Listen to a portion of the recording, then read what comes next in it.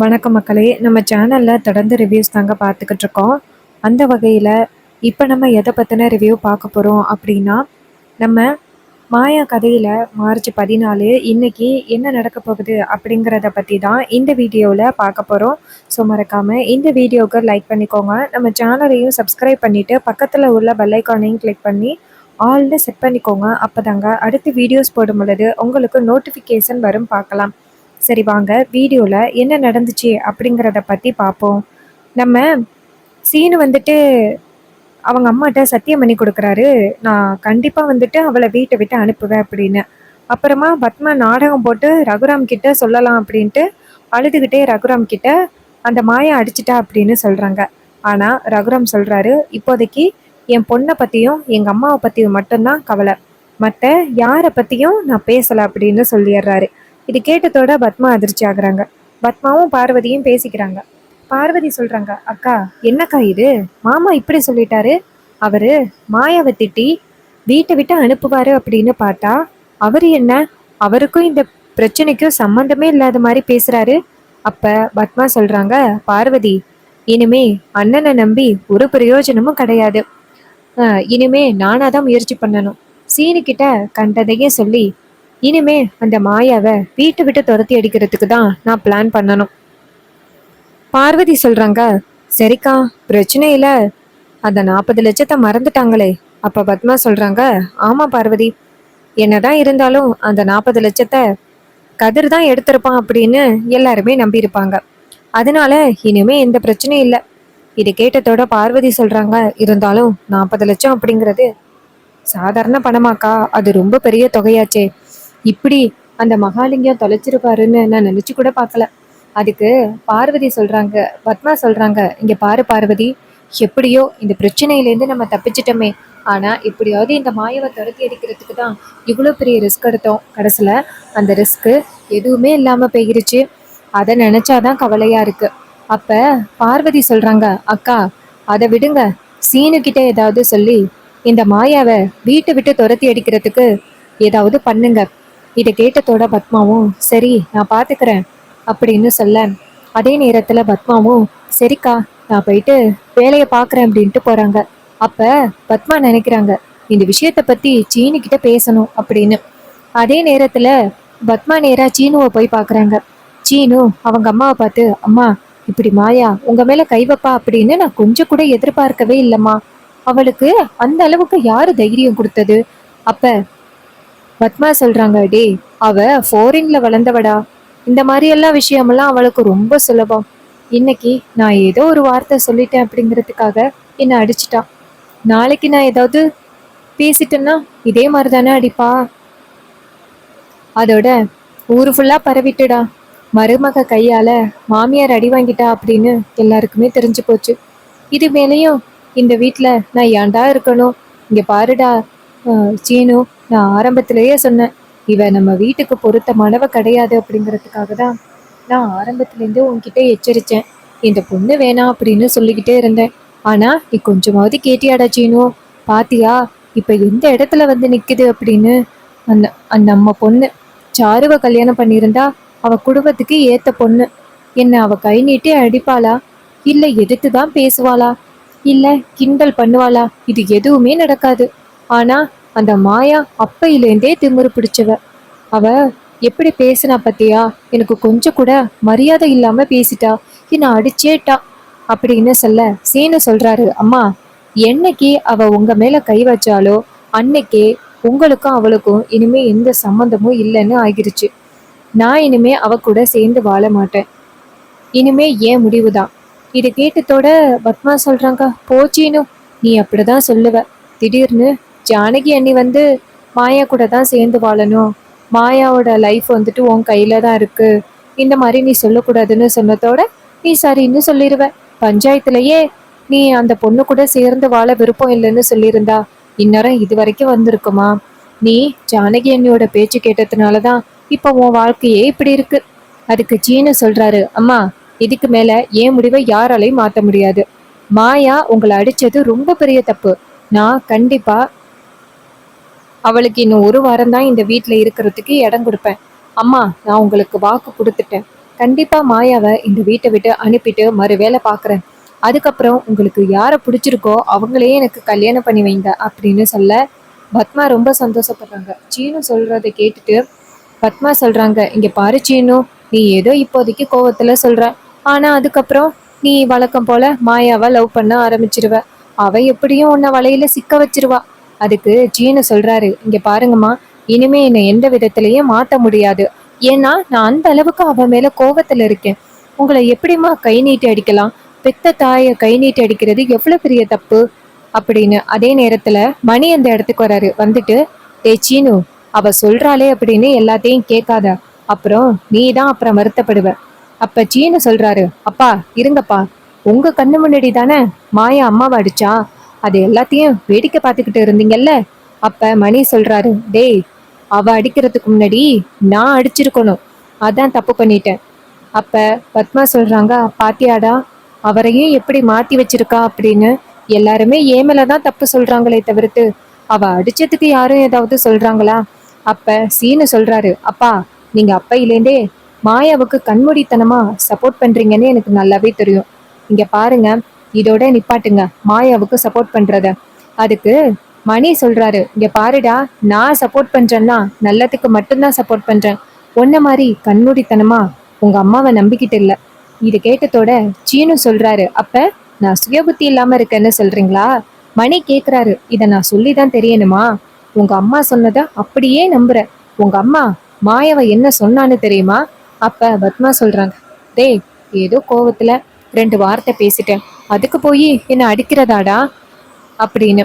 இது கேட்டதோட சீனு சொல்றாரு, இங்க பாருங்கம்மா, நீங்க என்ன சொல்லியிருந்தாலும் சரி, மாயா உங்க மேல கை வச்சது ரொம்ப தப்பு, இதை நான் அவகிட்ட கேக்குறேன் அப்படின்னு சொல்லிட்டு சீனு கோவமா போறாரு. மணி நேரா பத்மாவை பார்த்து, ஏன் பத்மா, இந்த வீட்டுக்குள்ள ஒரு நிமிஷத்துக்கு ஒரு தடவை கலகத்தை உண்டாக்கிக்கிட்டே இருக்கியே, உனக்கு கொஞ்சம் கூட இறக்கமே இல்லையா?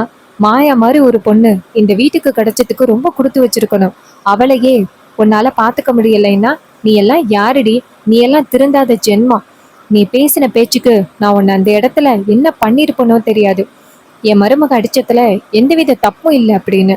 அப்ப பத்மா சொல்றாங்க, இங்க பாருங்க, உங்களுக்கு வேணும்னா உங்க புள்ள பத்தின கவலை இல்லாம இருக்கும், ஆனா என் பிள்ளையோட வாழ்க்கை நல்லா இருக்கணும் அப்படிங்கிறதுக்காக தான் நான் இதெல்லாம் பண்ணிக்கிட்டு இருக்கேன். ஒரு நாள் இல்லைன்னா ஒரு நாள் அந்த மாயாவால நீங்களும் வருத்தப்படுவீங்க பாருங்க.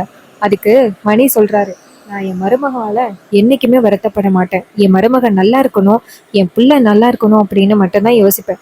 ஒன்ன மாதிரி செல்ஃபிஸ் கிடையாது. அந்த லிங்கம் மாதிரி ஒருத்தனை நம்பி நீ இப்படியெல்லாம் பண்ணிக்கிட்டு இருக்கன்னு நல்லா தெரியுது. உனக்கு அவன் சரியான பாடத்தை ஒரு நாள் கற்பிச்சு கொடுப்பான், பாத்துக்க.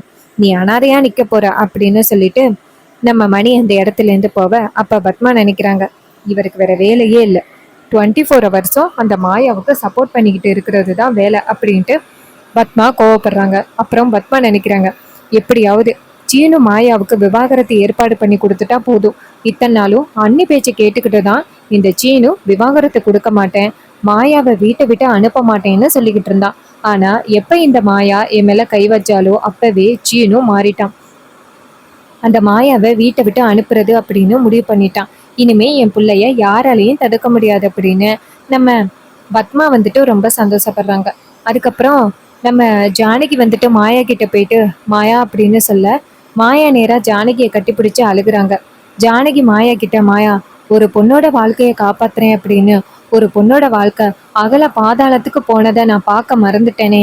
அப்ப மாயா சொல்றாங்க, பெரியம்மா, சீனு இப்படி பேசுவான் அப்படின்னு நான் எதிர்பார்க்கல. அத்தைய பாத்தீங்களா, கொஞ்சம் கூட நாக்குல நரம்பு இல்லாம பேசுறாங்க.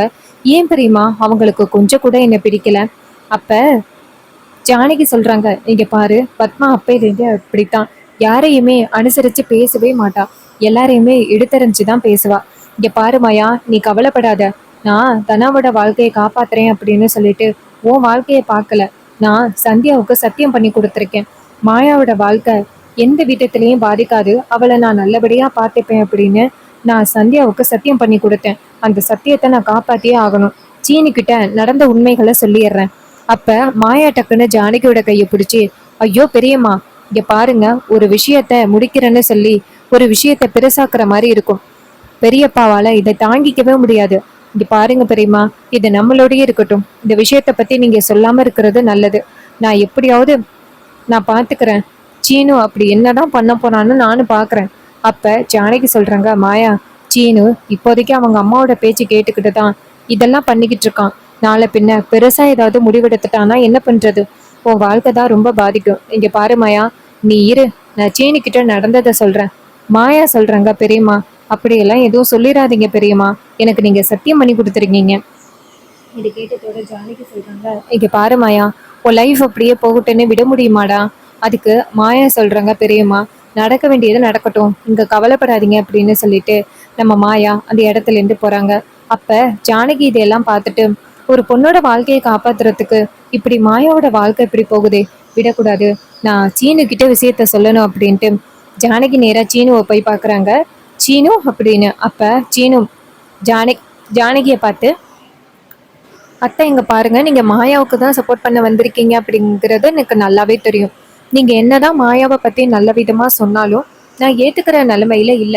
இங்க பாருங்க, நீங்களே சொல்லுங்க, பெத்த தாய கை ஓங்கி அடிக்கிறது சரியா? ஒரு மாமியார மருமக அடிக்கலாமா? இது யாருக்காவது தெரிஞ்சிச்சுன்னா எவ்வளவு பெரிய அசிங்கம் அம்மாவுக்கு. அப்படி என்னதான் அம்மா பேசுனாங்கன்ட்டு அவ அடிச்சிட்டா? அவ அடிச்சது தப்பு ஜானகியத்தை. இதுக்கு மேலேயும் அவளுக்கு சப்போர்ட் பண்ணாதீங்க. நீங்க சொன்னீங்க அப்படிங்கிற காரணத்தினாலதான் பஞ்சாயத்துல மாயா கூட சேர்ந்து வாழ விருப்பம் அப்படின்னு சொன்னேன். இல்லைன்னா நான் எப்பவோ அவளை தலை முழுகிருப்பேன். அப்ப ஜானகி நேரா சீனுவை பார்த்து, ஏன் சீனு, உங்க அம்மா என்ன பேசுனாங்க அப்படிங்கிறத நீ கொஞ்சம் கூட என்னன்னு கேட்க மாட்டியா? அப்ப சீனு சொல்றாரு, அப்படி அம்மா என்னதான் பேசுனாங்க? கொலை பண்ற அளவுக்கா பேசுனாங்க? அப்ப ஜானகி சொல்றாங்க, இங்க பாரு, ஒரு பொண்ணோட நடத்தைய பத்தி தவறா பேசலாமா? அப்படி தவறா பேசினா அமைதியா இருக்க முடியுமா? இப்ப தனாவே இருக்கா, தனாவோட நடத்தைய பத்தி தவறா சொன்னா உன்னால தாங்கிக்க முடியுமா? அப்ப சீனு சொல்றாரு, தனாவோட நடத்தைய பத்தி யாராவது பேசினா அவ்வளவுதான், அந்த இடத்துலயே அவங்கள காலி பண்ணிடுவேன். அப்ப ஜானகி சொல்றாங்க, அதைத்தான் மாயா சொன்னா. மாயாவை என்ன தரும்ன பத்மா பேசுனா, கதிரோட சேர்ந்து இருந்துகிட்டு கதிர் தான் வந்துட்டு மாயாவோட கர்ப்பத்துக்கு காரணம். அப்புறம் கதிர் தான் வந்துட்டு மாயாவுக்கு தாலி கட்டுனா, அப்படி இப்படின்னு உங்க அம்மா ரொம்ப கேவலமா வந்துட்டு மாயாவை பேசிட்டான். இது தாங்க முடியாம தான் மாயா அடிச்சிட்டான். ஆனா மாயா வந்துட்டு எச்சரிச்சா, இதுக்கு மேல பேசாதீங்க அத்தை அப்படின்னு சொல்லி மாயா எச்சரிச்சா. ஆனா அந்த பத்மா கொஞ்சம் கூட கேட்கவே இல்லை. ரொம்ப படு மோசமா பேச ஆரம்பிச்சிட்டான். நீ வேணா கேட்டு பாரு, அந்த இடத்துல யார் யார் இருந்தாங்க அப்படின்னு. எல்லாருமே ரொம்ப அதிர்ச்சி ஆகிட்டோம். இந்த மாதிரி பத்மா பேசுவா அப்படின்னு நான் எதிர்பார்க்கவே இல்லை. அவ பேசினது ரொம்ப பெரிய தப்பு. நீ ஏன் சொல்லுச்சினோ, ஒரு பொண்ணோட கேரக்டரை பத்தி தவறா பேசலாமா? நீ மாயாவை காதலிச்சியல்ல, மாயா அந்த மாதிரி பொண்ணா? இதை கேட்டதோட கதி ரொம்ப அதிர்ச்சி ஆகுறாரு. அம்மா இப்படியா பேசுனாங்க? ஜானகி சொல்றாங்க, ஆமா சீனு, இதை விட மோசமா பேசினா அது எதையுமே நான் உன்கிட்ட சொல்லல. இதை கேட்டதோட சீனு ரொம்ப அதிர்ச்சி ஆகுறாரு. இந்த அளவுக்கு அம்மா பேசுவாங்க அப்படின்னு நான் எதிர்பார்க்கவே இல்லை அத்தை. அதுக்கு ஜானகி சொல்றாங்க, இங்க பாரு, எந்த அளவுக்கு மாயா காயப்பட்டிருக்கா தெரியுமா? அவ ரொம்ப காயப்பட்டிருக்கா. அதனாலதான் அவ அடிச்சிட்டா. இல்லைன்னா அவ அப்படிப்பட்ட ஆளா? என்னைக்கு பத்மா தன்னை மருமகளா ஏத்துப்பா அப்படின்னு அஹ், எவ்வளவு ஏங்கி போய் தெரியுமில்ல மாயா இருக்கா. அவ போயிட்டு உங்க அம்மாவை அடிச்சிருப்பாளா? உங்க அம்மா கேட்ட கேள்வி சரியில்லை, அதனாலதான் அடிச்சிட்டா. இதை கேட்டதோட சீனு சொல்றாரு, நான் அம்மா கிட்ட போய் கேட்குறேன் அப்படின்னு சொன்னதோட பத்மாவும் நீ கேளு அப்படின்னு சொல்லிட்டு வராங்க. அப்ப சீனு போயிட்டு பத்மாவை பாக்குறாங்க. அம்மா அப்படின்னு சொல்ல, பத்மா ஜானகியையும் தனாவையும் பார்த்ததோட பத்மா நினைக்கிறாங்க, ஓ, அண்ணி நடந்ததையெல்லாம் சீனு கிட்ட சொல்லிட்டாங்க போல. ஆனா என் புள்ள என் பேச்சு தானே கேட்பான். அண்ணி நீங்க என்ன வேணாலும் சொல்லிக்கிடுங்க, ஆனா என் புள்ள என் பேச்சு தான் கேட்பான். நீங்க என்ன வேணாலும் சொன்னாலும் என் புள்ள கேட்பான்னு நினைக்காதீங்க அப்படின்னு பத்மா நினைக்கிறாங்க. அப்ப நம்ம சீனு அங்கேருந்து வந்துட்டு நேரா பத்மாவை பார்த்து, அம்மா, மாயாவை என்னம்மா இப்படி பேசிருக்கீங்க? அதுக்கு பத்மா கேக்குறாங்க, நான் என்னடா பேசுனேன்? அப்ப சீனு சொல்றாரு, ஒரு பொண்ணோட கேரக்டரை பத்தி இப்படி மோசமா பேசிருக்கீங்களே, அப்படியெல்லாம் பேசலாமாம்மா? இங்க பாருங்க, என்னதான் இருந்தாலும் மாயா ஒரு பொண்ணு தானே, அவளை பத்தி இப்படி தவறா பேசுறது உங்களுக்கு மனசு உறுத்தலா இல்லையா? என்னம்மா இப்படி பேசிருக்கீங்க? அதுக்கு பத்மா சொல்றாங்க, டேய், ஏதோ கோவத்துல ஒரு சில வார்த்தைகளை சொல்லிட்டேன், அதுக்காக அவ என்னை அடிக்கலாமாடா? அப்ப நாளை பின்ன இதே மாதிரி ஏதாவது சொல்லிட்டா அவ என்னை அடிச்சிருவாளாடா? அத நீ வேடிக்கை பார்த்துக்கிட்டு இருப்பியா? இதை கேட்டதோட நம்ம நம்ம சீன சொல்றாரு, இங்க பாருங்கம்மா, அவளோட கேரக்டரை பத்தி பேசினது தப்புதானம்மா? அப்ப பத்மா சொல்றாங்க, டேய், அப்ப ஏதோ கோவத்துல அப்படி பேசிட்டேன், ஏன்னா அவ அப்படிதான் வந்து நடந்துக்கிட்டா, அதனால நான் அப்படி பேசிட்டேன். அதுக்காக என்னை அடிக்கிறதாடா? பெத்த தாயை அடிக்கிறது எவ்வளோ பெரிய தப்பு, நீ ஏன் சொல்லு சீனு. அப்ப சீனு வந்துட்டு நேரா பத்மா கிட்ட, ஆமாம்மா, நீங்க சொல்றது சரிதான், ஏதோ ஒரு கோவத்துல ஒரு சில வார்த்தைகள் சொல்லிட்டீங்க, அதுக்காக அடிக்கிறதா அப்படின்னு சீனுவும் அவங்க அம்மாவுக்கு சப்போர்ட் பண்றாரு. இதை பார்த்துட்டு ஜானகியும் தனாவும் அதிர்ச்சி ஆகுறாங்க. தனா ஜானகியை பார்த்து, என்னம்மா இது, மாமா இப்படி பேசுறாரு. அப்ப ஜானகி சொல்றாங்க, இது எல்லாமே அந்த பத்மா தான் சீனு கிட்ட கண்டதையே சொல்லி இப்படி பண்ணி வச்சிருக்கா. அதுக்கு நம்ம தனா சொல்றாங்க, இருந்தாலும் பத்மா அத்தை பேசுறது ரொம்ப பெரிய தப்பு, எல்லாத்தையுமே சரி சரி அப்படின்னு சொல்லி ஏத்துக்கிட்டு இருக்க முடியுமா? மாயாக்காவ இவ்வளோ கேவலமா பேசியிருக்காங்க, ஆனா எல்லாத்தையும் சீனு பரவாயில்லன்னு சொல்றாரு. இதெல்லாம் ரொம்ப மோசமா, மாமா என்ன இப்படி இருக்காரு. அதுக்கு ஜானகி சொல்றாங்க, இங்க பாரு மாயா, இங்க பாரு தனா, அதான் தனா எனக்கும் புரியல, ஏன் சீனு இப்படி நடந்துக்கிறான் அப்படின்னு. அதுக்கப்புறம் பத்மா நேரா சீனுவை பார்த்து, என்ன சீனு, அண்ணி தான் என்னை பத்தி தப்பா சொல்லி கூட்டிட்டு வந்தாங்களா? அப்ப சீனு சொல்றாரு, இல்லம்மா, அவங்க வந்துட்டு நடந்ததா சொன்னாங்க, அவ்வளவுதான். அப்ப பத்மா சொல்றாங்க, ஏன் அவங்க கிட்டே கேட்டு பாரு, ஒரு மாமியா ஒரு மருமக மாமியால் அடிக்கிறது சரியான்னு கேட்டு பாரு. அப்ப நம்ம ஜானகி சொல்றாங்க, இங்க பாரு பத்மா, நீ நாக்குல நரம்பு இல்லாம எப்படியெல்லாம் பேசுன, நான் உன்னை தடுத்தன பேசாதன்னு சொல்லி, அப்பயாவது வாய மூடி இருக்கலாம், ஆனா நீ பாட்டுக்கோ கண்டதையும் பேசுனியல்ல. இதை கேட்டதோட பத்மா சொல்றாங்க, இங்க பாருங்க நீங்க எப்பவும் போல உங்க மகளுக்கு தான் சப்போர்ட் பண்ணுவீங்கன்னு எனக்கு நல்லாவே தெரியும். இங்க பாரு சீனு, இப்படியே சொல்லி சொல்லி உன் லைஃபை எப்படி கொண்டுட்டு வந்துட்டாங்க பத்தியா. பாரு சீனு, இதுக்கு மேலே நீ அந்த பொண்ணு கூட சேர்ந்து வாழ வேண்டாம். இது கேட்டதோட மாயா அதிர்ச்சி ஆகுறாங்க. சீனு சொல்றாரு, அம்மா, இனிமே உங்க பேச்சை தான் கேட்பேன், நீங்க கவலைப்படாதீங்க, என்னைக்கு அவ உங்க மேல கை வச்சால இனிமே அவளுக்கும் எனக்கும் சம்பந்தம் இல்லை அப்படின்னு சொல்லிட்டு அந்த சீனு அந்த இடத்துல இருந்து போறாரு. இதையெல்லாம் பார்த்துட்டு பத்மா நேரா ஜானகியை பார்த்து வில்லத்தனமா சிரிக்க, பார்த்துட்டு ஜானகி எதிர்ச்சி ஆகுறாங்க, என்ன இது இவளை கேவலமா நடந்துக்கிறா அப்படின்னு. அப்ப பத்மா போனதோட தனா நேரா ஜானகியை பார்த்து, என்னம்மா இது, சீனு மாமா இப்படி இருக்காரு, அத்தை என்ன சொன்னாலும் நம்புறாரு, இதெல்லாம் ரொம்ப மோசமா. அதுக்கு நம்ம ஜானகி சொல்றாங்க, எனக்கே பயமா இருக்கு, இப்ப சம நடந்த உண்மைகளை சீனு கிட்ட சொல்லிடலாம்னு தோணுது. அப்ப தனா சொல்றாங்க, அம்மா பரவாயில்லம்மா, நீங்க சொல்லுங்க, அக்கா வந்துட்டு என் லைஃபை காப்பாத்துறதுக்காக தானே இப்படி பண்ணிக்கிட்டு இருக்காங்க, இதுக்கு மேலேயும் அவங்க அவங்களோட லைஃபை சாக்ரிஃபைஸ் பண்ண வேணாம், நீங்க சீனு மாமா கிட்ட உண்மையை சொல்லிடுங்க. இது கேட்டதோட ஜானகியும், நான் சொல்லிடுறேன் அப்படிங்கிறாங்க.